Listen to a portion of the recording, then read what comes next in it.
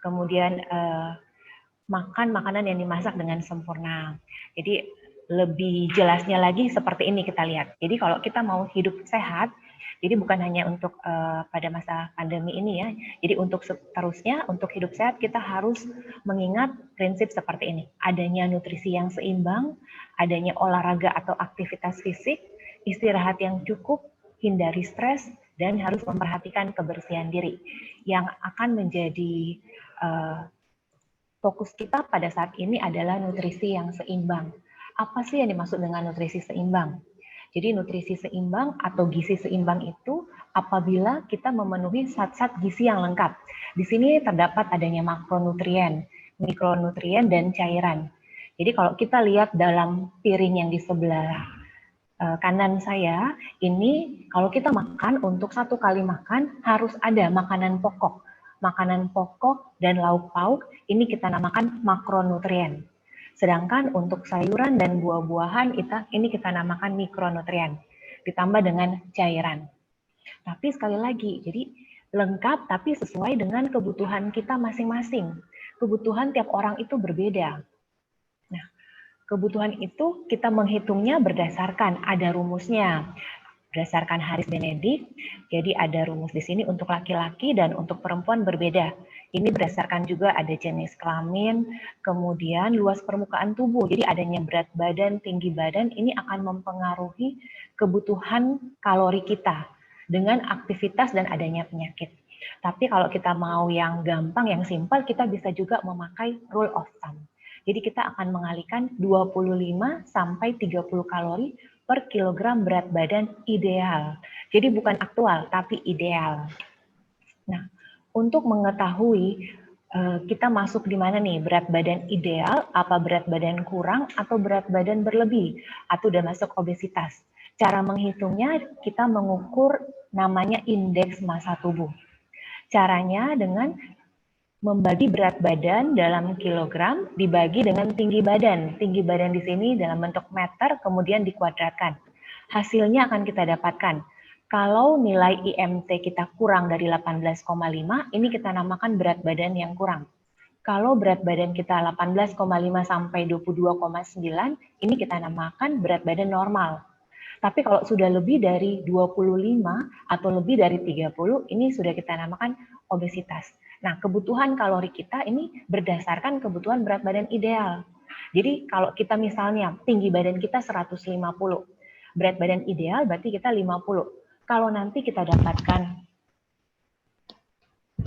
kalau misalnya berat badan kita di sekitar 90 kilo, berarti kita tidak menggunakan 90 kilo ini yang dikali dengan 25, tapi adalah berat badan yang ideal. Nah, peran status nutrisi terhadap daya tahan tubuh ini sangat penting. Jadi kalau pada orang-orang dengan gizi kurang atau kita bilang malnutrisi, maka daya tahan tubuhnya akan lemah. Dia akan mudah terjadi infeksi. Nah, demikian juga pada orang-orang yang obesitas. Obesitas berarti adanya inflamasi atau peradangan yang berlebih. Ini pasti beresiko untuk terjadinya penyakit gula, penyakit darah tinggi, sakit jantung, dan ini akan menurunkan daya tahan tubuh. Jadi kalau kita lihat biasanya orang obesitas itu gampang terkena penyakit karena imunitasnya rendah. Nah, ini kita masuk ke makronutrien. Jadi makronutrien itu terdiri dari karbohidrat, protein, dan lemak. Karbohidrat ini harus kita cukupi di sekitar 45 sampai 65% dari total kalori. Sedangkan untuk proteinnya kita butuhkan 15 sampai 20%. Sedangkan lemaknya dibutuhkan 25 sampai 30 sampai 35%. Tapi tentunya lemak yang baik. Nah, sekarang kita lihat untuk karbohidrat. Jadi karbohidrat ini harus kita penuhi karena ini merupakan sumber energi kita. Kalau kita tidak makan karbohidrat, tentunya tubuh kita akan merasa lemas. Di samping itu, karbohidrat ini merupakan sumber serat yang sangat penting untuk metabolisme dari saluran pencernaan kita. Nah, karbohidrat ini ada dua jenis. Yang pertama adalah kompleks dan yang kedua adalah simpleks. Yang disarankan adalah karbohidrat kompleks. Kompleks itu seperti apa? Kompleks itu masuk untuk nasi, boleh nasi putih, nasi merah, boleh roti gandum, kentang, boleh singkong, boleh jagung.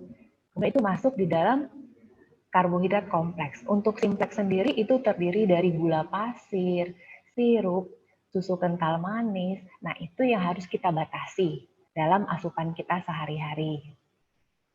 Kemudian kita masuk ke protein. Protein ini fungsinya, ini sangat penting protein ini, itu membangun dan memperbaiki jaringan tubuh, menjaga massa otot. Ini dapat juga membentuk antibodi untuk melawan infeksi. Dia dapat membentuk hormon dan enzim yang dibutuhkan dalam metabolisme. Nah, ini namanya nih branched chain amino acid. Jadi ini merupakan bagian daripada protein atau dalam asam amino. BCAA ini merupakan pembentuk asam amino yang terbanyak yang terdapat di dalam otot. Jadi cadangan protein kita paling banyak terdapat di otot. Jadi kita harus memenuhi. Jadi komponen dari BCAA ini. Karena dia sangat penting untuk sintesis dari protein otot dan dapat meningkatkan massa otot. Nah, di sini ada namanya juga HMD atau beta hidroksi beta metil butirat. Ini merupakan metabolit daripada leusin. Ini sama, dia dapat meningkatkan sintesis protein dan dapat menghambat pemecahan protein. Kalau kita lihat ini dalam diet kita kadarnya sangat rendah. Nah, berkurangnya massa otot ini berhubungan dengan menurunnya daya tahan tubuh. Jadi protein ini benar-benar harus kita dapat penuhi. Kurang lebih di sekitar 15-20%. Nah, protein itu terbagi dua. Ada protein hewani dan ada protein nabati. Yang hewani itu termasuk di sini boleh ikan, ada daging, ayam, telur, itu masuk di protein hewani. Sedangkan untuk protein nabati ada tahu, tempe, dan kacang-kacangan. Dan kita masuk pada lemak. Lemak ini tetap kita butuhkan. Tentunya lemak yang baik yang dibutuhkan. Kita butuhkan sekitar 25-35%. Lemak ini ada terbagi, ada 3 bagian. Yang pertama ini safa. Safa ini lemak yang kurang baik. Jadi dia dibutuhkan tapi hanya kurang dari 7%. Contohnya minyak kelapa dan minyak kelapa sawit. Yang kedua adalah mufa. Mufa ini kita butuhkan kurang dari 20%. Ini minyak yang baik ya. Misalnya contohnya ada di minyak zaitun, minyak safflower, di minyak canola, dan alpukat. Kemudian yang ketiga adalah pufa. Ini kita butuhkan kurang dari 10%. Contohnya ada di flaxseed, ada di minyak jagung, dan ada di ikan salmon. Ini untuk contoh ya untuk lemak. Nah, tadi itu adalah makronutrien. Nah, sekarang kita pindah ke mikronutrien. Mikronutrien itu adalah vitamin dan mineral. Namanya mikro, berarti yang dibutuhkan adalah sedikit. Kalau makro berarti yang dibutuhkan tubuh dalam jumlah yang besar. Tapi mikronutrien ini sangat penting karena dia akan membantu metabolisme dari karbohidrat dan protein dan lemak. Jadi dia akan membantu untuk makronutrien. Jadi sangat penting harus kita penuhi. Nah, pada saat ini yang kita akan bahas mengenai mikronutrien yang berhubungan dengan meningkatkan daya tahan tubuh kita. Jadi kita lihat di sini, jadi mikronutrien yang berperan terhadap sistem imun, dia mempunyai ada 3 kerjanya. Yang pertama sebagai barrier atau pelindung daripada epitel sel. Nah, ini ada, kita lihat di sini, ini adalah vitamin-vitamin yang berhubungan sebagai barrier daripada epitel sel. Ada vitamin A, vitamin C, vitamin D. Kemudian untuk imunitas seluler, kita lihat ya, di sini ada juga imunitas seluler berarti daya tahan tubuh yang berada di dalam sel. Yang berfungsi di sini adalah vitamin A, vitamin B6, B12, kemudian ada iron, ada zinc. Demikian juga yang ketiga, mikronutrien ini ternyata dapat memproduksi antibodi. Nah, kalau kita lihat di sini, terutama pada vitamin A, B6, zinc, Copper, selenium ya. Nah, sekarang kita lihat nih. Ternyata dari mikronutrien itu yang banyak berperan pada daya tahan tubuh adalah vitamin A, B, C, vitamin D, vitamin E, zinc, besi, dan selenium. Tapi kita masih bingung nih, berapa banyak yang harus dimakan. Nah, kita mulai lihat dari yang pertama, vitamin A. Vitamin A ini kita butuhkan, ini namanya, kalau kita orang Indonesia kita pakainya AKG. AKG ini adalah angka kecukupan gizi untuk dewasa dalam satu hari. Untuk vitamin A kita butuhnya di sekitar 600 sampai 650 mikrogram. Nah, kita lihat sumbernya di sini. Ternyata hati ayam ini mengandung sumber vitamin A yang paling tinggi di sini. Per 100 gram. Kalau per 100 gram hati ayam itu kurang lebih sekitar 3 sampai 4 potong. Nah, padahal kita butuhnya cuma sekitar 600 ya. Jadi dengan kita konsumsi hati ayam di sekitar 1 potong saja sudah dapat memenuhi kebutuhan vitamin A. Selain hati ayam, terdapat juga di ikan tuna, terdapat juga di kuning telur, ada di cabai juga nih. Buat yang suka cabai ternyata ini tinggi juga untuk vitamin A. Tapi tentunya kita lihat ya, ini cabainya dalam 100 gram. Jadi kemungkinan ini yang orang yang senang pedas nih, yang senang baru bisa dapat terpenuhi untuk asupan vitamin A-nya. Kemudian di wortel, selama ini dari kecil kita tahunya wortel tuh kaya akan vitamin A. Tapi ternyata kalau kita lihat di sini dia hanya mengandung 333. Jadi kalau kita mau dari wortel kita harus makan di sekitar 200 gram atau sekitar 2 biji wortel ukuran sedang. Nah, ternyata di bayam ada juga nih untuk vitamin A. Nah, kemudian kita pindah ke vitamin B6. Vitamin B6 ini kita butuhkan untuk satu hari 1,3 sampai 1,7 mg. Nah, di sini kalau kita lihat, dia yang paling banyak ada di ikan tuna, hati ayam, dada ayam tanpa kulit, terdapat di pisang, dan kentang. Jadi ini tujuan kenapa kita harus makan bervariasi, supaya bisa memenuhi semua kebutuhan daripada vitamin. Untuk vitamin B12, vitamin B12 ini kita butuhnya 4 mikrogram dalam satu hari. Nah, kalau kita lihat di sini ternyata di kerang dalam 100 gram kerang ini mengandung 20 mikrogram. Kemudian kembali lagi di hati ayam ini mengandung 16,71 mikrogram. Ikan tuna terdapat 2,55, sedangkan ikan kembung ini lebih banyak vitamin B12 dibanding dengan ikan tuna. Dapatnya di 7,56 gram. Kemudian di kuning telur ada juga dan di tempe ada juga. Kemudian ini ada vitamin B9 atau asam folat. Ini kecukupan atau angka kecukupan gizi kita dibutuhkan sekitar 400 mikrogram. Ini kita lihat dan sumber yang paling banyak terdapatnya di hati ayam, kemudian bayam, di kacang tanah ada di sekitar 120 mikrogram dan di sayur brokoli, di buah jeruk ada dan di tahu ada. Kemudian ini vitamin C. Nah, tadi seperti yang tadi Dokter Aryo tanyakan ya, Dok ya. Untuk vitamin C ini kita butuhkan sebenarnya cuma 75 sampai 90 mg. Sedangkan banyak yang beredar tuh suplemennya ada yang 500, bahkan ada yang 1000. Kita bisa saja mengonsumsi yang sekitar 500 atau 1000 apabila kita mengalami gangguan, misalnya lagi flu, lagi demam. Nah, berarti tubuh membutuhkan lebih banyak lagi antioksidan. Kalau yang AKG ini kebutuhan sehari-hari tanpa ada masalah kesehatan. Jadi kebutuhan sehari-hari untuk mempertahankan daya tahan tubuh kita atau sistem imun. Tapi bila kita ada masalah, lagi flu, batuk, itu kita boleh nambah dari suplemen dengan dosis tinggi. Tapi paling sekitar 500 sampai 1000 mg. Nah, ternyata sumber yang paling tinggi nih, kalau kita lihat di sini, terdapat di buah kiwi. Buah kiwi kalau kita makan sekitar 100 gram, ini sudah dapat memenuhi. Kemudian di jambu biji juga. Kalau jambu biji seperti jambu kristal, itu ukurannya satu biji yang agak sedang, itu di sekitar 100 gram. Ya. Jadi itu sudah memenuhi kebutuhan kita. Dia mengandung vitamin C di 87 mg. Kemudian di cabai hijau, kemudian di brokoli, di stroberi, dan di jeruk. Itu mengandung vitamin C. Yang bagus ya. Jadi ini saya tampilkan di sini adalah bahan-bahan dengan kandungan vitamin C-nya yang tinggi. Tapi bukan berarti yang lain nggak ada ya. Tetap yang lain ada tapi lebih sedikit dibandingkan dengan yang keenam ini yang ada di dalam tabel. Nah, sekarang kita masuk pada vitamin D.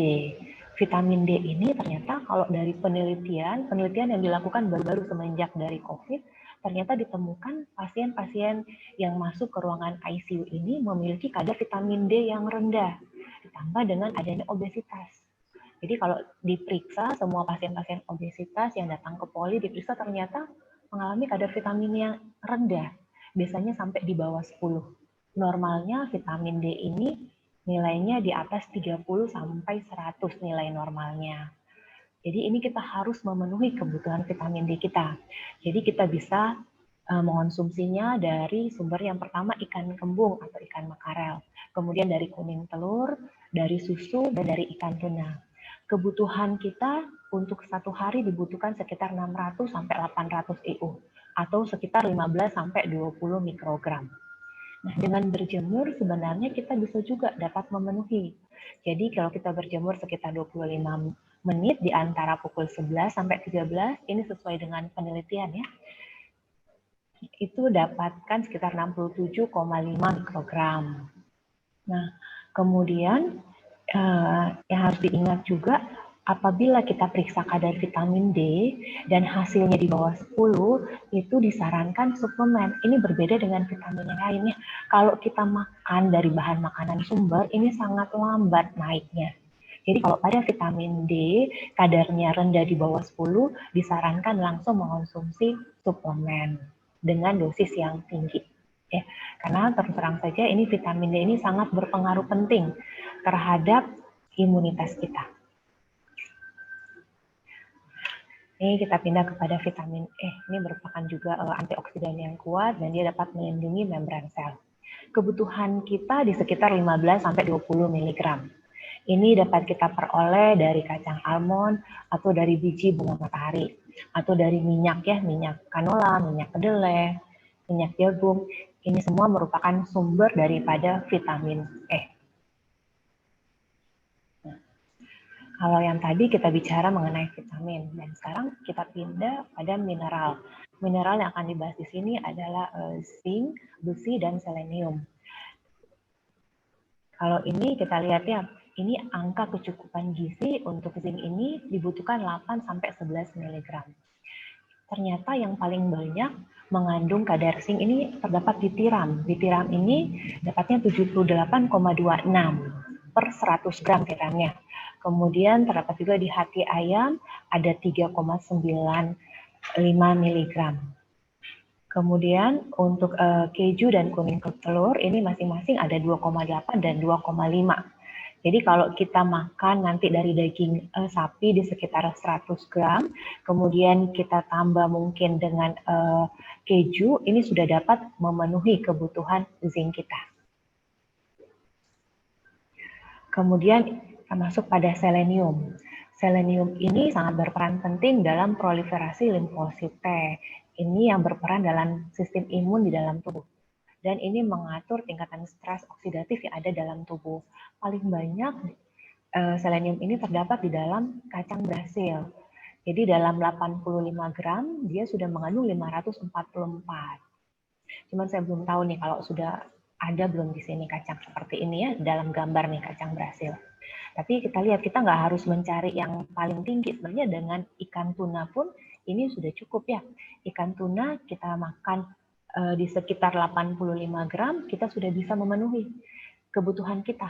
Kebutuhan kita di sekitar 24 sampai 30. Nah, dengan ikan tuna sudah dapat 92 mikrogram ya, jadi sudah dapat memenuhi kebutuhan selenium kita.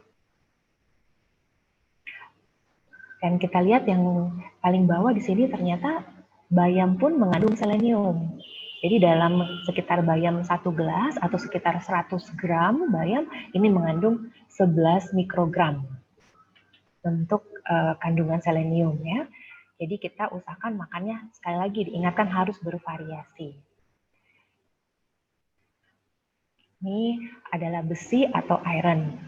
Untuk kebutuhan dewasa laki-laki 9 mg dan pada perempuan kebutuhan kita lebih banyak lagi karena kita mengalami siklus menstruasi. Jadi kebutuhannya lebih banyak lagi. Nah, paling banyak kebutuhan maksudnya lebih banyak kebutuhan kita pada saat, terutama pada perempuan pada saat kita menstruasi ya. Yang terdapat pada hati ayam, kalau kita lihat ini dalam 100 gram hati ayam, ini mengandung 15,8 mg. Jadi dengan kita makan hati ayam, kita sudah dapat memenuhi kebutuhan kita. Karena kebutuhan kita 8 sampai 18 mg. Kemudian kita lihat di kerang, di tiram, di bayam ada. Di bayam ini di sekitar 5,7 mg dalam 100 gram atau dalam sekitar 1 gelas aqua bayam itu mengandung 5,7. Jadi kalau kita makan di sekitar 200 gram itu sudah dapat memenuhi kebutuhan kita. Tentunya ya berdasarkan juga kita lihat dari hemoglobin ya. Hemoglobin kita lihat lagi pemeriksaan zat besinya. Kalau memang zat besinya terlalu rendah, berarti harus lebih banyak lagi. Ini adalah angka kebutuhan gizi kita pada orang normal. Kita butuhnya 8 sampai 18 mg, bukan yang ada masalah. Kemudian kalau kita lihat di sini ternyata daging sapi kan selama ini kita bilang mengandung 1 gram, tapi dalam 100 gram itu cuma mengandung 2,8. Ya. Oke. Kemudian untuk kita pindah setelah tadi kita bahas mengenai makronutrien, mikronutrien, sekarang kita bahas mengenai cairan. Cairan yang dibutuhkan orang dewasa di sekitar 25 sampai 30 ml per kilogram berat badan per hari. Nah, tentunya kita butuhkan air putih ya, bukan minuman berwarna atau berkalori. Yang di sini kira-kira dapat di sekitar 1,5 liter sampai 2 liter. Tapi tentunya ini menyesuaikan juga dengan aktivitas dan cuaca.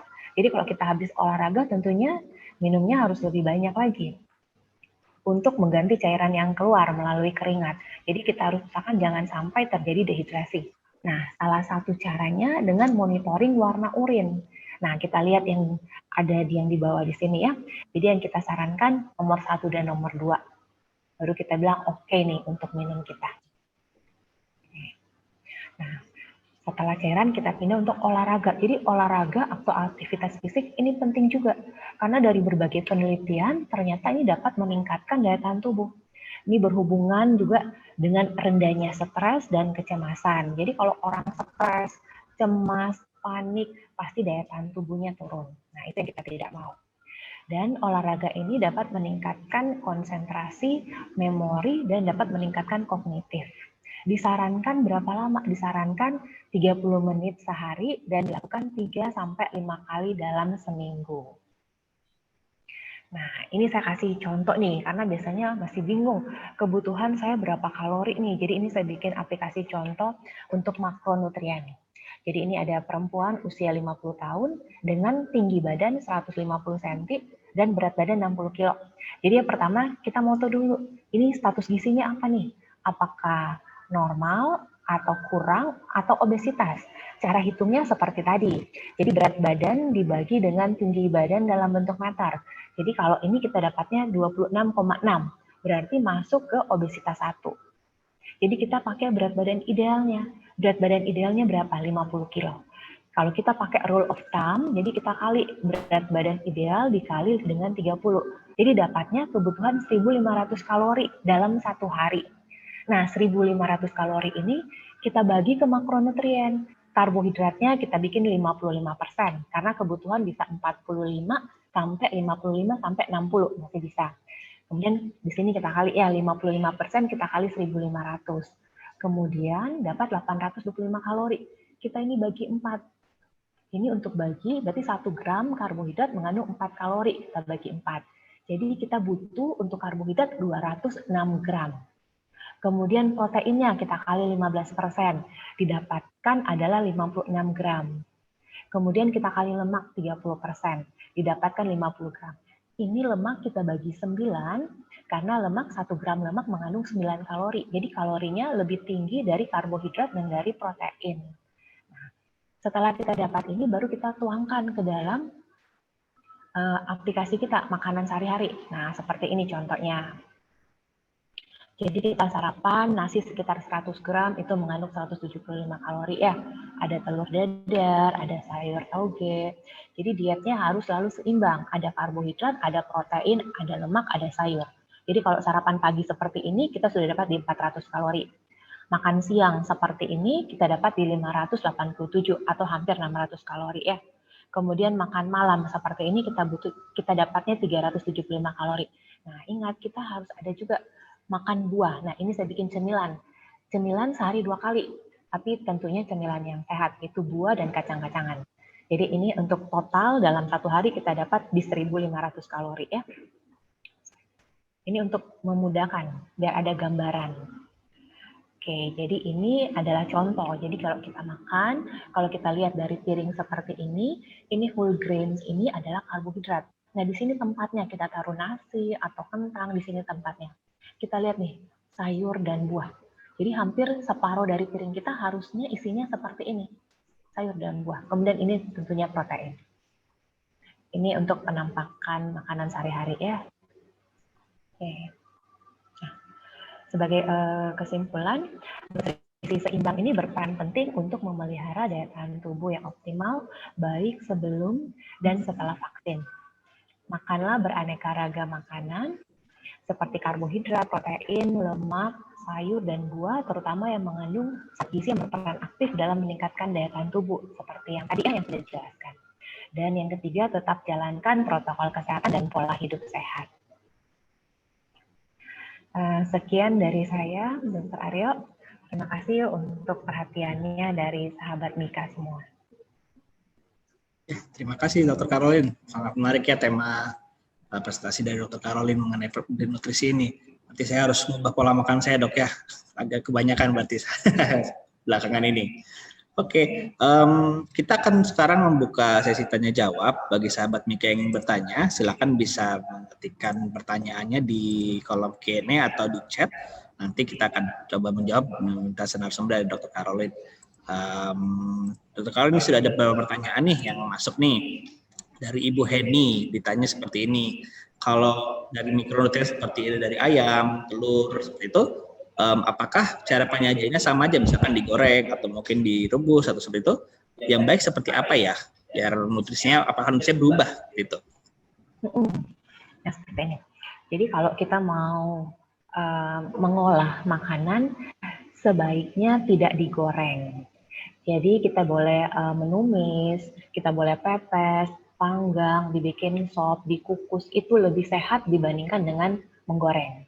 Minyak yang tadi kita katakan tadi itu adalah minyak yang bagus, ya, yang ada seperti minyak canola atau minyak zaitun. Tapi kalau minyak ini digoreng, minyaknya ini akan rusak.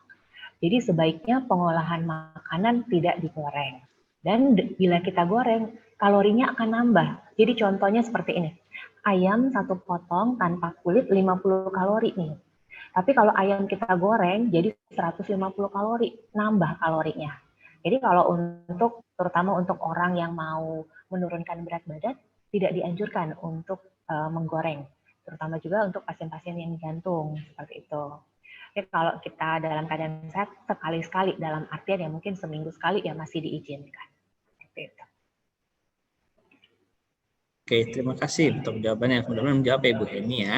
Lalu pertanyaan berikutnya Dok dari Helen Sartika, ditanya seperti ini. Katanya dari setelah vaksin itu nggak boleh makan ragi seperti dari tempe, tahu, atau yogurt. Itu bagaimana Dok? Benar nggak itu Dok? Setelah habis vaksin itu nggak boleh makan makanan seperti itu? Kalau menurut saya sih tidak seperti itu. Kita tetap harus mengonsumsi semua makanan, tentunya mengandung zat-zat gizi. Jadi kalau kita makan tahu, tempe itu boleh. Jadi vaksin ini adalah virus yang dilemahkan yang dimasukkan ke dalam tubuh. Jadi tujuan daripada vaksin ini, jadi dia mengenalkan virus ini. Jadi kalau pada suatu saat nanti kita kena, tubuh kita sudah kenal. Jadi otomatis sistem kekebalan tubuh kita akan langsung cepat bekerja. Jadi sebenarnya tidak ada yang bilang oh tidak boleh makan ini, tidak ya. Jadi semua boleh selama mengandung nutrisi yang seimbang. Jadi jangan sampai setelah vaksin mungkin saya mau makan aja yang junk food atau minuman seperti itu. Kalau itu tidak dianjurkan seperti itu. Jadi harus tetap mengonsumsi makanan-makanan yang mengandung zat-zat atau nutrisi yang seimbang. Yang penting tetap seimbang ya Dok ya, gizinya ya, tidak boleh walaupun habis vaksin atau gimana pun dalam sebelum kita vaksin pun tetap harus gizi seimbang, nggak boleh saya udah vaksin saya makan bisa seenaknya maupun gimana biar kan udah vaksin, tapi tetap harus seimbang ya Dok ya. Oke, pertanyaan berikut ini Dok, ada pertanyaan lagi. Kan tadi dokter bilang di zincnya tadi ada yang terbanyak itu adalah tiram. Katanya banyak gosip-gosip nih, suka dengar tiram itu mengandung logam berat. Gimana Dok ya untuk dari konsumsi tiram itu dari Dr. Caroline? Ya, emang benar ya kalau kita tahu mungkin ya di laut kita udah tidak sebagus mungkin laut yang berada di kepulauan. Kalau di Laut Jawa biasanya sudah banyak pencemaran. Jadi kalau bisa mungkin kita pilih sumber zinc jangan yang berasal dari tiram. Mungkin bisa dari yang lain ya, karena tadi kan saya kasih ada beberapa juga selain dari tiram. Memang yang paling banyak di tiram. Tapi kalaupun kita agak ragu-ragu, kita lihat kondisi laut atau tiramnya berasal dari mana, mungkin kita bisa skip. Kita bisa ganti dari sumber zinc yang lain. Jadi nggak harus dari tiram. Dan untuk cara masaknya pun tentunya ya harus benar-benar diolah dengan baik. Ya, jangan sampai makan mentah, itu tidak dianjurkan. Jadi walaupun kita nggak bisa makan yang tertinggi, kalau kita nggak yakin sumbernya, kita masih ada pilihan-pilihan lain seperti tadi Dr. Karolin mengatakan ya, ada beberapa sumber-sumber zinc lain atau nutrisi lainnya. Jadi nggak harus tiram, tapi kalau mau tiram cari yang mungkin sumbernya terjamin bersih dan juga dari sumber yang terpercaya gitu ya. Ya. Oke. Terus ada pertanyaan lagi dok tentang air minum nih dok. Ini ditanya kan Ibu Irma ini, jadi dia bilang dia kerja banyak tuh duduk, minum air putih paling 3-4 gelas sehari, yang 300 cc, lalu minum susu juga 2 gelas. Jadi kata dokter bilang 1.500 cc itu harus dalam bentuk air putih semua atau bagaimana dok? Lalu kalau kurang minum apa dok yang bisa terjadi dalam efek samping dalam diri kita? Oke. Jadi untuk 1.500 ini boleh kita tambahkan tentunya dengan air putih ataupun dengan susu bisa. Tapi sekali lagi ingat, susunya harus yang benar-benar mengandung zat-zat nutrisi yang lengkap. Ya, bukan yang susu yang tinggi gula, itu tidak disarankan. Kemudian untuk efek samping, kalau kita kurang minum, pasti kita bisa yang pertama nih, bisa susah buang air besar. Kemudian bisa terjadi kalau kurang minum bisa dehidrasi, kurang cairan. Nanti akhirnya efek ke belakangnya adalah ginjal kita akan bermasalah. Bisa terbentuk batu, bisa kencingnya tidak lancar, bisa terjadi infeksi saluran kencing. Jadi diusahakan ini 1.500 ini kira-kira untuk satu orang. Tapi kalau kita banyak berolahraga ini bisa lebih. Jadi jangan berpatokan, oh saya harus minum 1.500. Tapi kalau banyak keringetan, di luar panas, cuaca panas bisa sampai 2 liter atau bahkan bisa sampai 2,5 liter. Jadi sekali lagi kita berdasarkan monitor urin juga, jangan lupa ya. Kalau kita misal buang air kecil, kita lihat nih di kloset, oh warnanya kok kayak begini nih, agak kurang, agak orange, berarti kita kurang minum. Itu salah satu tanda yang bisa kita lihat. Oke, terima kasih Dr. Karolin. Ini banyak pertanyaannya dok. Kita jawab satu lagi ya. Ini juga dikatakan ada yang nanya dok, setelah imunisasi itu kayak banyak orang yang mengeluh kayak mual, nggak nafsu makan atau pusing. Itu ada menu yang perlu kita siapin nggak dok yang bisa membantu dalam hal keluhan-keluhan seperti ini dok? Contohnya mungkin yang bisa kita berikan, kita makanan yang kita bisa siapkan untuk setelah imunisasi ini dan saat mau imunisasi. Tapi kalau justru yang saya dengar malah mungkin ada beberapa orang ya. Kalau yang saya dengar justru kalau habis imunisasi vaksin COVID ini ada yang malah nafsu makannya nambah. Terus bawaannya kayaknya ngantuk ya. Kalau dari teman-teman dengarnya seperti itu. Tapi kalau seandainya mengalami seperti mual, nggak nafsu makan, mungkin kita bisa ganti ya makanan. Mungkin nasinya lagi nggak pengen, mungkin bisa kita ganti mungkin dengan susu, tapi tentunya tinggi kalori. Jadi yang kita harus ingat susu sebagai pengganti makanan. Jadi kalau paling bisa makan susunya harus yang 1 cc 1 kalori. Jadi kalau kita minum 250 ml itu mengandung 250 kalori, baru akan memenuhi kebutuhan kita. Jadi jangan sampai kita habis vaksin kita nggak makan juga, itu nggak bagus. Nanti respon tubuh kita terhadap vaksin itu justru akan berbahaya. Jadi setelah vaksin bisa saja orangnya jadi malah demam, jadi responnya nggak bagus kalau konsumsi atau asupan makan itu kurang. Seperti itu. Oke, jadi walaupun mual atau keluhan sebaiknya tetap dibantu makan ya dok ya. Mungkin satu dari susu ya, yang mungkin lebih mudah diterima. Oh iya dok, mungkin tambahan lagi, mungkin perlu tambahan obat-obatan juga ya. Kalau memang ada mual bisa kasih obat dulu setengah jam baru makan. Jadi jangan sampai kita nggak makan sama sekali setelah vaksin. Ya tetap harus. Ya, oke, terima kasih dok. Malah bahaya kalau nggak makan ya malah nggak ada tenaganya nanti. Oke, lalu ini ada dok pertanyaan dok. Kalau misalkan untuk sedang diet sehat dokter, kalau kita mengurangi karbohidrat, lalu gimana dok dengan yang kebutuhan-kebutuhan lainnya? Apakah berubah atau gimana dok? Jadi kebutuhan yang lain akan mengikuti. Jadi misalnya nih, kalau orang diet, kan kalau tadi kita hitung 1.500 kebutuhan dengan berat badan 50 ya, tapi kalau orang mau diet kita bisa sampai 900 kalori pun bisa kita kasih. Tapi ini kita akan menurunkan dari semua. Karbonya kita kurangi, proteinnya kita pilih protein yang kalorinya tentunya yang kalorinya kecil, lemaknya kita batasi. Jadi semuanya ada hitungannya. Jadi tidak membatasi di satu. Misalnya kalau dia jadi sama sekali nggak makan karbo, itu salah, nggak boleh seperti itu. Jadi tetap harus kita konsumsi, tapi tentunya dengan ada hitungannya sendiri-sendiri. Semuanya akan kita pangkas, tapi dari pangkasan ini tetap harus memenuhi semua kebutuhan makro dan mikronutrien. Jadi namanya tetap diet sehat. Jadi harus bisa memenuhi makronutrien dan mikronutrien. Jadi walaupun kita sedang diet, tetap harus nutrisi harus tetap tercukupi dok ya. Nggak cuma bukan berarti kita nggak makan, mengurangi makan, tapi benar-benar dietnya harus seimbang, tetap seimbang dari karbohidrat, makronutrien, nutriennya harus tetap seimbang ya dok ya. Ya benar sekali dok. Baik, pertanyaan dok dari Ibu Nena. Tanya suaminya sedang ada diabetes dan menjalani dan setelah mengapa habis menjalani isoman. Ditanya makan apa saja yang mungkin harus tetap dikonsumsi setelah isoman ini ya agar tidak berdampak pada diabetesnya dok.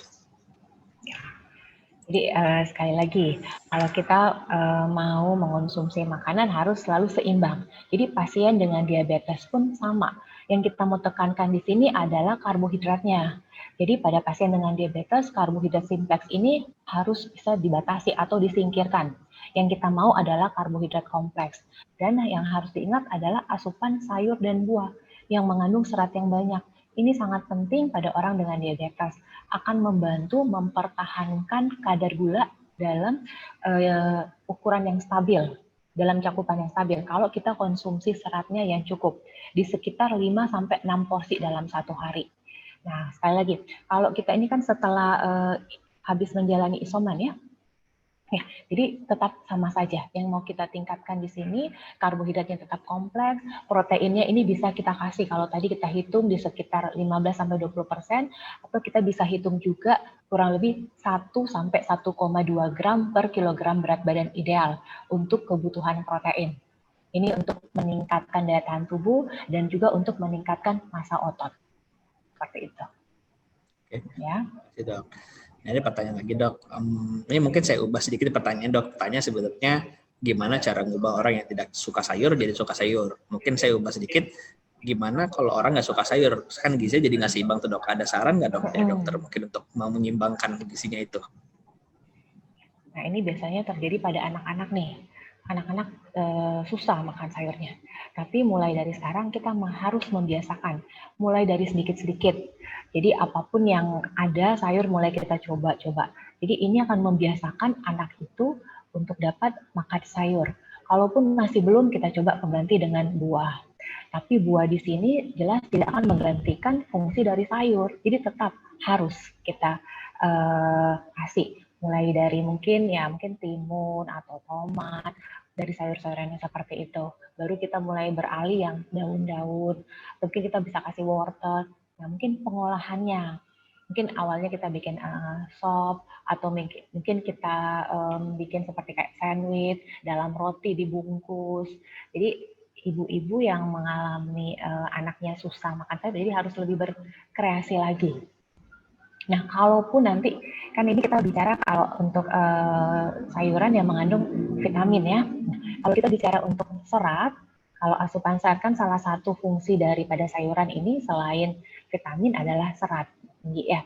Nah, kalau untuk seratnya kita bisa mengganti atau menambah dengan agar atau dengan Nutrijel sebagai sumber seratnya. Tapi kalau untuk vitamin ini tidak bisa. Jadi sayur tetap harus masuk.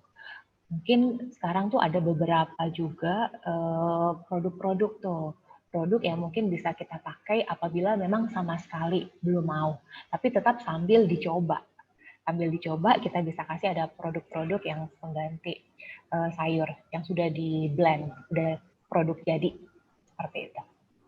Oke, jadi tetap harus dicoba ya dok ya, nggak boleh nggak sama sekali atau makan udah minum vitamin aja atau makan suplemen aja, tapi tetap harus dicoba dari yang alami dulu utama ya. Iya, benar sekali dok. Oke, lalu dok satu lagi dok pertanyaan dok, kalau diet keto gimana dok ya? Mungkin keto sekarang lagi banyak nih kan katanya bahkan dibatasi karbohidratnya, bahkan sangat di stop, malah bisa di stop. Itu gimana dok menurut dokter dari sisi klinis? Ya, jadi kalau diet keto itu lemaknya di sekitar 70%, kemudian karbonnya cuma di sekitar 5%. Jadi gini, dari bagian gizi kita sebenarnya bukannya tidak menganjurkan, tapi kita harus lihat dulu karena dari penelitian diet keto ini hanya dilakukan sampai 6 bulan. Setelah itu belum ada penelitian. Dan untuk mengikuti diet keto ini kita harus lakukan pemeriksaan lab rutin yang harus kita lihat. Karena ada beberapa itu mulai terjadi gangguan fungsi hati, kemudian fungsi ginjal, termasuk asam uratnya tinggi. Jadi diet keto ini boleh dijalankan, yang pertama syaratnya hasil lab-labnya bagus dan harus dievaluasi tiap bulan. Kemudian tidak boleh lebih dari 6 bulan. Seperti itu. Kalau saya tetap lebih menyarankan ke diet seimbang. Tidak menyarankan untuk diet keto ya, tapi kembali lagi ke tiap-tiap orang. Seperti itu ya dok ya. Baik dokter, terima kasih banyak. Bagaimana sahabat Mika sudah menjawab ya pertanyaannya ya. Saya lihat sih udah habis dok pertanyaannya dok, dan waktu tanya jawab kita sebenarnya juga sudah habis nih, udah 15. Jadi terima kasih banyak Dokter Carolina untuk presentasinya, untuk nasihatnya buat kita, saran-saran bagi kita untuk dapat terus menjaga kesehatan melalui nutrisi yang paling utama dalam masa pandemi ini dan setelah vaksinasi ini. Terima kasih Dokter Carolina.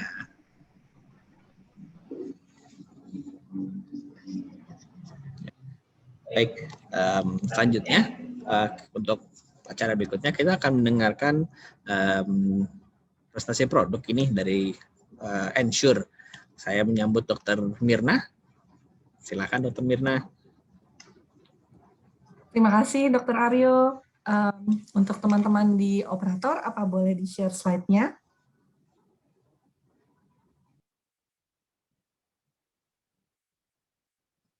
Dan kekuatan otot. Next slide. Jadi, kita perlu melakukan sesuatu untuk mencegah dari penurunan massa otot itu. Di slide berikutnya nanti bisa kita lihat. Oke, jadi apa sih yang harus kita lakukan? Salah satunya kita harus berusaha untuk mengupayakan kebutuhan protein kita sehari-hari itu terpenuhi. Jadi contohnya dengan mengkonsumsi protein yang berkualitas tinggi. Boleh next slide? Ya, protein yang berkualitas tinggi yang ada baik di GoldSure maupun Ensure milik Abbott itu adalah triple protein. Nah, triple protein ini terdiri dari whey, casein, dan soy yang bisa menyediakan asam amino berkesinambungan di dalam tubuh.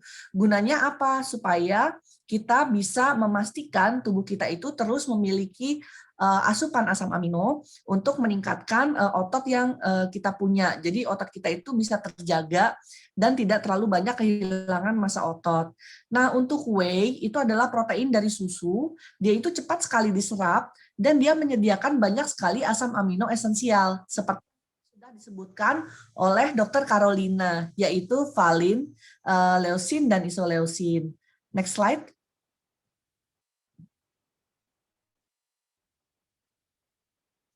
Slide berikutnya.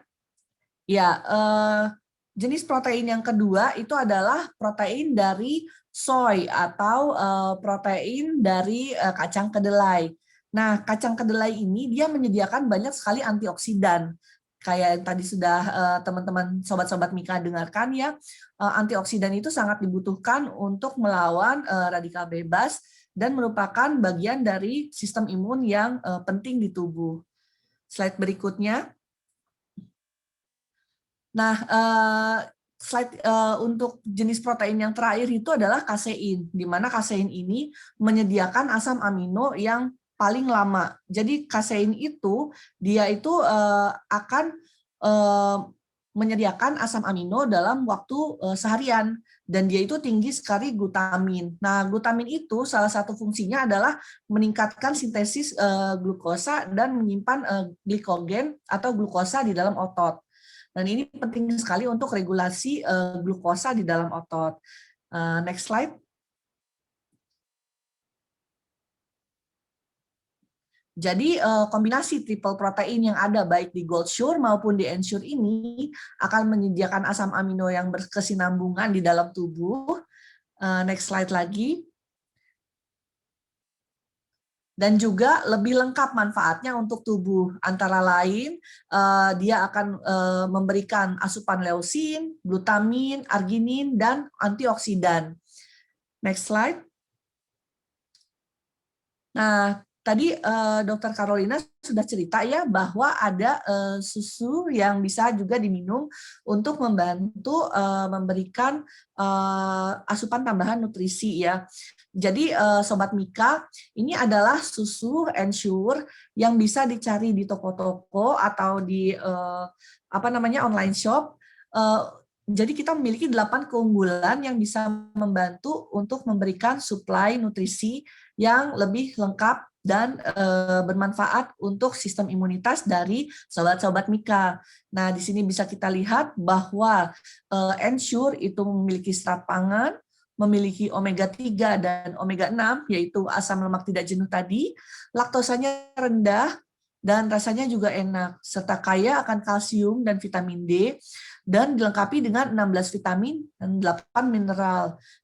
Triple proteinnya itu memastikan selalu ada protein, kesediaan asam amino di dalam darah, dan nutrisinya itu komplit, menyediakan karbohidrat, protein, lemak, dan mikronutrisi. Next slide. Nah, berikutnya saya akan memperkenalkan satu susu yang juga bisa diberikan kalau misalnya kita memiliki kondisi yang mengharuskan kita mendapatkan asupan nutrisi, sistem imun kita di dalam tubuh itu bisa berjalan dengan baik. Lalu berikutnya,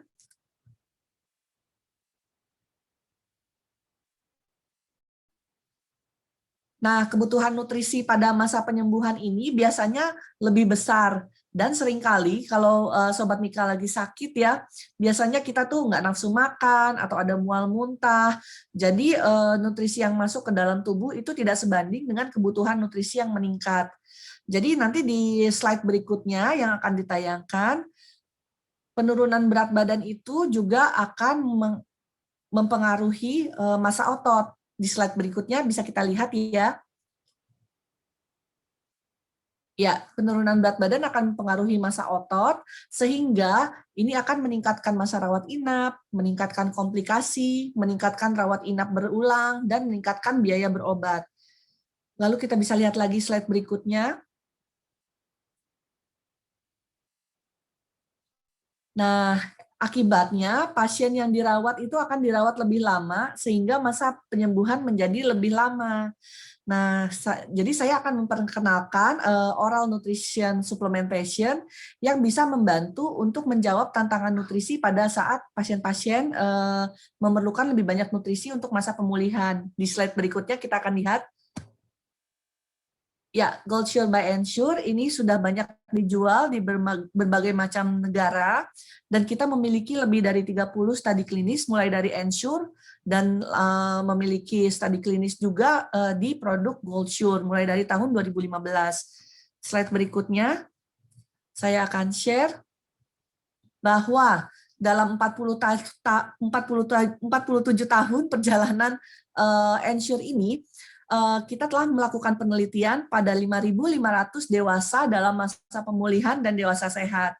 Nah, di sini bisa kita lihat banyak penelitian yang telah membuktikan bahwa pemberian Ensure maupun GoldSure itu bisa meningkatkan recovery dari pasien baik dalam setting rumah sakit, dirawat jalan maupun pasien bedah. Slide berikutnya. Sebenarnya apa sih fitur penting atau fitur kunci dalam GoldSure by Ensure yang bisa membantu untuk meningkatkan recovery pasien? Nah, di sini tadi sudah dijelaskan oleh Dr. Carolina kalau ada satu zat namanya beta-hidroksi beta-metilbutirat yang merupakan hasil metabolit dari asam amino esensial leusin. Nah, HMB ini sudah diteliti banyak sekali, antara lain dalam produk-produk suplementasi untuk atlet ya, dan sekarang diteliti untuk penyakit. gitu. Jadi sudah banyak penelitian yang membuktikan bahwa HMB itu bisa membantu mempertahankan massa otot dan dia bisa membantu mempercepat recovery. Dan itu diteliti dari berbagai macam jenis pasien. Slide berikutnya. Di sini saya akan memperkenalkan tentang HMB. HMB atau beta hidroksi beta metil butirat itu sebenarnya bisa diperoleh dari makanan nih, sahabat Mika. Tapi sayangnya makanan yang harus kita konsumsi itu banyak sekali untuk mendapatkan HMB dengan dosis yang bisa bermanfaat untuk sehari-hari.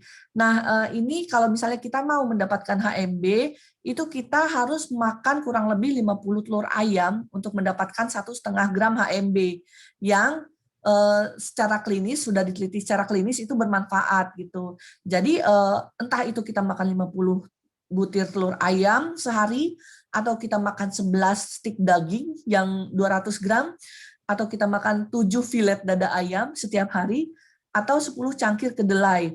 Baru kita bisa mendapatkan 1,5 gram HMB.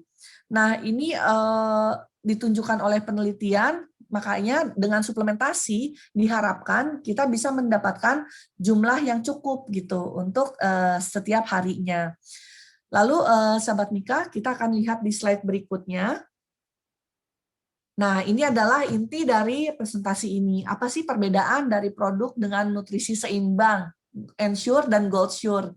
Kalau kita lihat Ensure, kita sudah familiar tentunya ya. Ini adalah produk nutrisi yang selalu kita bisa temukan, baik itu di toko, supermarket, maupun di marketplace. Kita lihat bahwa Ensure itu bisa dikonsumsi tanpa rekomendasi oleh dokter.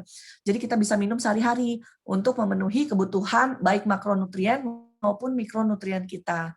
Nah, saat kita merasa perlu untuk mendapatkan dukungan nutrisi lebih lanjut pada saat kita sakit atau masa pemulihan atau pada saat pasca dari vaksinasi COVID tadi, waktu kita pikir kita butuh ya asupan nutrisi yang lebih terjaga, itu kita bisa minta rekomendasi GoldSure dari dokter-dokter kepercayaan kita.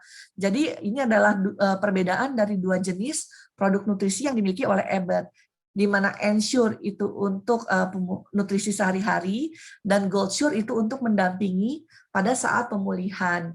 Berikutnya, untuk perbedaan komposisi sendiri sebenarnya tidak terlalu banyak ya Sobat Mika, cuma kita lihat di sini bahwa yang memiliki HMB itu adalah GoldSure. Nah, bagaimana dengan AKG sehari-hari tadi? Tadi kan sudah di-share ya sama Dr. Carolina, bahwa ada angka kebutuhan gizi untuk masing-masing zat gizi yang bermanfaat untuk imunitas tadi ya. Nah, kalau kita baca labelnya, kalau kita beli Ensure, terus kita baca labelnya, itu untuk vitamin A, segelas Ensure itu bisa memberikan kurang lebih 25% dari AKG. Jadi kalau misalnya kita minum 2 gelas sehari, itu bisa memenuhi kurang lebih 50% dari AKG sehari gitu. Jadi kita nggak perlu konsumsi yang suplemen yang tinggi-tinggi sekali gitu, kadar vitamin A maupun kadar nutrisi mikronutrisi lainnya ya. Dan yang bisa kita lihat di sini, bila kita minum GoldSure maupun Ensure, kita bisa mendapatkan protein yang lengkap dari sistem triple protein yang ada, dan ini bisa membantu sekali untuk meningkatkan kemampuan otot, kemampuan tubuh untuk memelihara massa otot dan untuk menjaga imunitas. Jadi seperti itu perbedaan dari GoldSure dan Ensure, dua produk dengan nutrisi seimbang yang dimiliki oleh Abbott. Dari slide terakhir bisa teman-teman lihat bagaimana cara penggunaannya dan apa saja yang harus diperhatikan perbedaan dari GoldSure dan Ensure. Slide berikutnya. Nah, di sini bisa kita lihat bahwa ada perbedaan cara penggunaan juga. Dan ada perbedaan rasa, di mana untuk Ensure yang bisa kita minum sehari-hari dengan bebas itu memiliki rasa coklat dan vanila, sementara GoldSure yaitu nutrisi yang harus direkomendasikan oleh dokter itu hanya satu rasa, yaitu rasa vanila. Dua-duanya enak dan dua-duanya bisa mendukung nutrisi yang dibutuhkan baik untuk pasien maupun untuk kita sehari-hari. Terima kasih, sekian dari saya. Ya, bila ada pertanyaan, bisa kita jawab bersama-sama. Terima kasih. Oke, terima kasih Dokter Mirna untuk presentasinya. Dengan senang hati, Dokter Aryo. Saya yakin kebutuhan banyak ya, orang-orang yang membutuhkan tambahan-tambahan nutrisi sepertinya mungkin tidak bisa makan secara normal ya dok ya, untuk pada masa-masa pemulihan COVID seperti ini. Lalu dok ada pertanyaan dok, ya saya langsung ke pertanyaan dari yang udah nanya ini dari awal soalnya saya nanya. Apakah Ensure aman untuk penderita diabetes dok? Untuk diabetes aman nggak dok Ensure itu? Ya, jadi dokter, kalau untuk diabetes sendiri, itu kan sebenarnya ada formulasi dok, namanya diabetic specific formulation. Jadi penggunaannya pun memang sebaiknya tidak dikonsumsi bebas dan dikonsultasikan dulu dengan dokter yang melihat regulasi gula darah dari pasien diabetes itu seperti apa. Nah, kalau untuk Ensure dok, kita memang tidak ada kontraindikasi terhadap diabetes, namun kita masih ada sedikit sukrosa. Jadi harus benar-benar diberitahu ke dokternya ya dok, bahwa saya mau mengkonsumsi produk ini, dan ini adalah nutrisinya. Nah nanti dari dokternya itu bisa disetting dok, apakah dia boleh minum di luar makan besar atau harus jadi pengganti makanan gitu dok. Jadi pasien diabetes kan ada yang gendut, ada yang kurus dok. Kalau misalnya yang gendut dia harus menurunkan berat badan dan harus meningkatkan massa otot, itu mungkin bisa bermanfaat karena ada triple protein, dan kalau GoldSure kita punya HMB juga. Tapi kembali lagi konsultasi dulu ke dokternya, begitu dok. Baik dok, terima kasih untuk jawabannya. Saya pikir cukup mungkin pertanyaannya dok ya, karena waktu sekarang. Terima kasih Dokter Mirna untuk prestasinya. Semoga dapat membantu sahabat-sahabat Mika yang membutuhkan untuk Ensure dan GoldSure ini dok ya. Iya, terima kasih Dokter Aryo, terima kasih Dokter Carolina dan semua sahabat Mika yang lain. Semoga ketemu lagi ya. Baik, datang di penghujung acara ya, acara yang paling tunggu-tunggu nih saya yakin dengan sahabat Mika, yaitu untuk Door Prize. Nah, jadi untuk pemberitahuan aja untuk semua peserta yang hadir dan mengisi form yang pendaftaran tadi, semuanya akan mendapatkan e-voucher untuk pembelian produk Ensure 150 gram di Indomaret. Nanti akan dikirimkan melalui SMS ke nomor yang sudah dicantumkan tadi di form pendaftaran ya. Tapi ini ada lagi 15 door prize lainnya. Yaitu yang pertama ada 5 free rapid test antigen di Mitra Keluarga Bekasi Timur, 5 e-money, dan 5 souvenir menarik dari Mitra Keluarga Bekasi Timur. Tapi sekarang saya serahkan dulu ke pihak yang akan melakukan undian pengocokan untuk door prize-nya. Silakan. Oke, ini untuk yang pertama, untuk yang 5 tes free test rapid test antigen di Mitra Keluarga Bekasi Timur ya. Silahkan.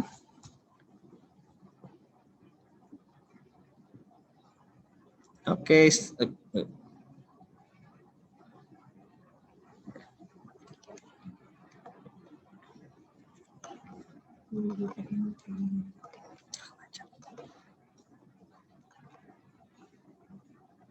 Oke, sudah keluar 5 nama untuk yang menerima 5 free rapid test antigen di Mitra Keluarga Bekasi Timur.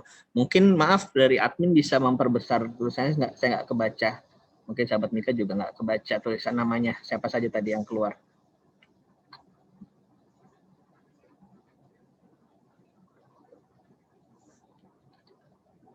Sebentar, tunggu sebentar. Admin.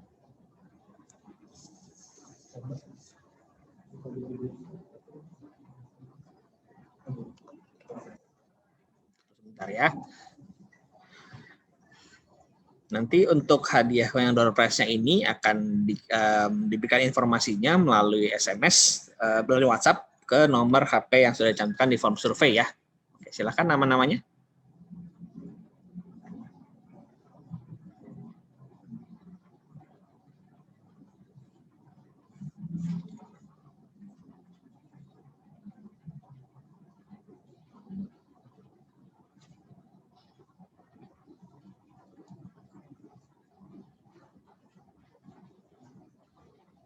Bisa ditampilkan namanya atau bagaimana?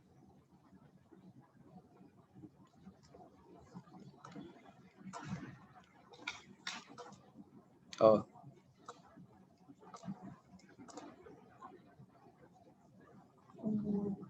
Oke. Di kolom chat kalau bisa dibaca, pemenang yang pertama Dian Nasti, Dian Puspitasari, Ibu Suterih, Ibu Sri Indarati,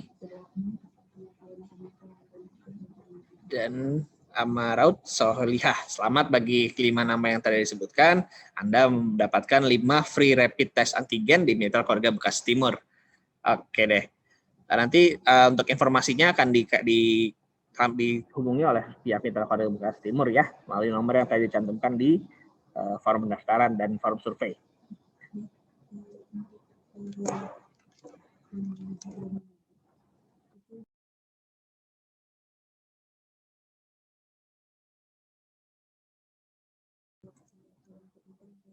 Oke, untuk berikutnya door prize berikutnya ada 5 e-money. Silakan untuk pengocokannya. Mungkin bisa ditunjukkan.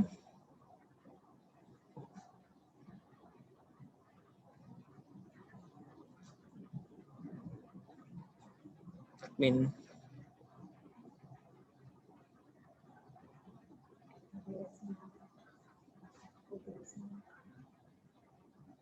Bisa kita lanjut ke yang 5 door prize berikutnya, 5 nama berikutnya.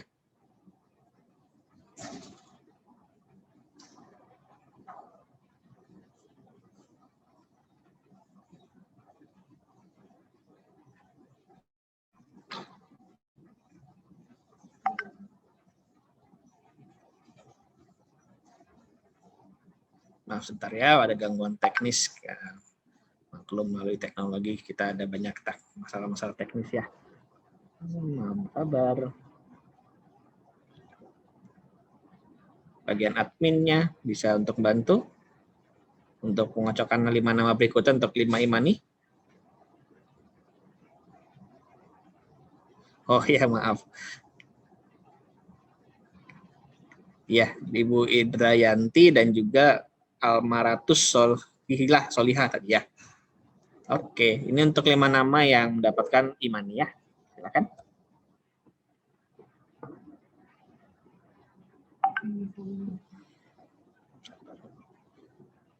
Saidi. Muhammad Asari. Anita Dwi. Umi Sulistiorini. Oke, 5 pemenang untuk yang e-money. Maaf. Milisa Wulan. Yang pertama, yang kedua Bapak Saidi, yang kedua Muhammad Asari, berikutnya Anita Dwi dan juga Umi Sulistiorini. Jadi nanti 5 namanya juga akan dihubungi oleh pihak Mitra Keluarga Bekasi Timur ya untuk door prize-nya. Lalu yang berikutnya 5 survei menarik ini berbeda. Kita bukan sistem kocok nama, yaitu namanya sudah ada di kolom chat ya. Nanti 5 yang berikutnya souvenir menarik ini akan kita tanya jawab. Nanti Dr. Caroline akan mempersiapkan pertanyaan. Nanti siap-siap di kolom chat. Nanti ketika ada pertanyaannya, siapa yang paling cepat menjawab di kolom chat, itu akan mendapatkan 5 souvenir dari Mitra Keluarga Bekasi Timur. 5 pertanyaan dari Dr. Caroline ya. Jadi nanti kita tunggu Dr. Caroline mungkin persiapkan pertanyaannya. Nanti kita akan jawabnya di kolom chat ya, sahabat Mika semuanya.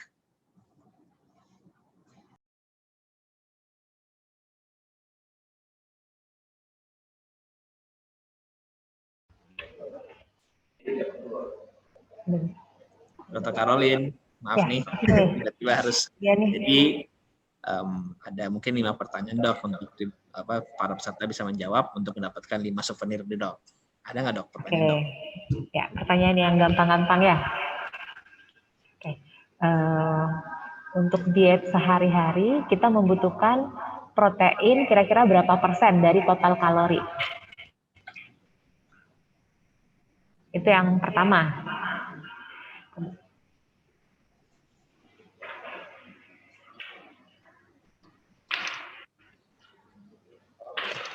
Oh, jadi udah dijawab nih. Gimana? Udah jawab. Ada yang jawab sudah dok, namanya Ibu Wenhani 20% dok. Bagaimana dok? Ya, ini ada yang masuk 2, 15 sampai 20. Dua-duanya benar. Jadi yang mana nih? Oh, yang paling cepat. Yang paling Ya cepat udah. ya. Jadi Oh Ibu ya Owen udah. mendapatkan jawabannya. Oke. Owen. Maaf, Kemudian. untuk berikutnya, maaf dok sebentar. Untuk berikutnya nanti saya 3, 2, 1 ya. Jadi dipikir-pikir dulu, nanti saya 3, 2, 1. Ya kalau udah 1, boleh silakan langsung di chat. Seperti itu ya. Terima kasih. Silakan dok. Ini satu lagi nih. Untuk menghitung kebutuhan kalori, kita bisa menggunakan rule of thumb. Yang dimaksud dengan rule of thumb itu berapa kalori dikali dengan berat badan ideal. Sudah siap? 3, 2, 1. Silakan jawabannya. Masih menunggu. Ada sudah nih Ibu Dian Nastipi 25 sampai 30 dok. Ya benar. Selamat untuk Ibu Dian Nastipi ya. Oke, pertanyaan yang ketiga dok. Oke, pertanyaan yang ketiga.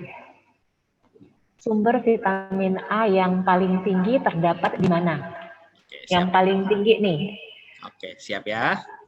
3, 2, 1. Silakan jawabannya. Tuh, langsung ada lagi. Udah dapat.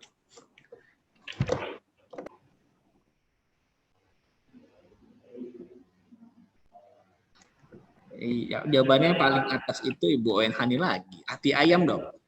Ya, benar ya. Iya, benar ya. Oke, kita yang keempat ya dok. Udah berapa nih? Ini yang keempat. Oke. Vitamin C, bahan makanan sumber terdapat di mana? Yang paling tinggi? Vitamin C paling tinggi. 3. Terdapat di buah apa? Buah apa ya? 3, 2, 1. Wah. Ada banyak dia. Lagi tuh paling atas. Iya, paling atas dicatat ya. Di bawah kan lagi paling atas nanti diatur. Oke. Yang benar jawabannya adalah buah kiwi. Ya, banyak buah kiwi jawabannya. Oke. Mungkin satu lagi buat Dokter Mirna kali ya. Ya dok ya. Dari Dokter Mirna aja. Baik dok. Jadi protein apa yang terdapat baik dalam GoldSure maupun Ensure? Pertanyaannya dok. Siap ya. 3, 2, 1. Silahkan.